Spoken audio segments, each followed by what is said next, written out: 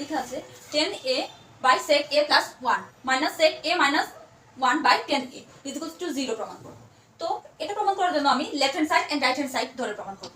Left hand side is equals to দেয়া আছে আমার 10a by sec a plus 1 okay minus sec a by 10a। এখন দেখো এখন কি করা যায়, এখন যদি আমি এই দুটার লসাগু নিয়ে নেই তাহলে সলভ করা যাবে sec a plus 1 into 10a। ওকে এখন লসাগুর নিয়ম কি, প্রথমে ভাগ করব তারপর যা आंसर থাকবে তা দিয়ে গুণ করব। ওকে এখন দেখো ভাগ করলে থাকে আমার কি থাকে এবং কি বাদ যায়, আমার থাকে sec a plus 1 বাদ যায় থাকে 10a।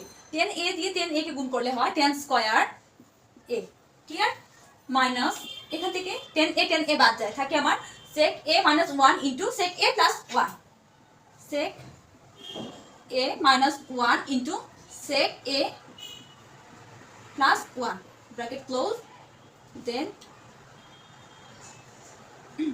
এখন দেখো a plus b into a minus b আকারে যদি লিখে নিই আমি sec a কে যদি a এবং 1 কে b ধরি তাহলে a plus b into a minus b, এটা কার সূত্র, এটা হচ্ছে a স্কয়ার minus b স্কয়ারের সূত্র। তো লিখলাম 10a square minus sec a হচ্ছে আমার a square minus b square. তো 1 এর উপর স্কয়ার দিলে 1 হয় না, তো দেওয়ার দরকার নেই। ওকে এখন sec a plus 1 into 10a এইভাবে রাখলাম। আচ্ছা আমরা প্রথম দিন তিনটা সূত্র মুখস্থ করেছিলাম না, তো এর মধ্যে একটা সূত্র এমন ছিল না sec a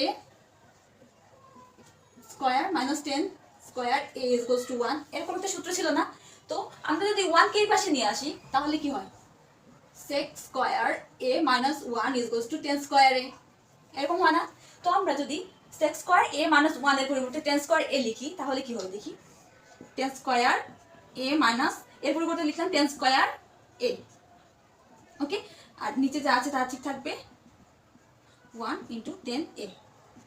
এবার দেখো 10 square a minus 10 square a is equal to 0, তো 0 দিয়ে যদি আমরা কোনো কিছুকে ভাগ করি তাহলে आंसर হয় 0। এটা হচ্ছে আমার রাইট হ্যান্ড সাইড প্রুভড বা শো। Okay clear.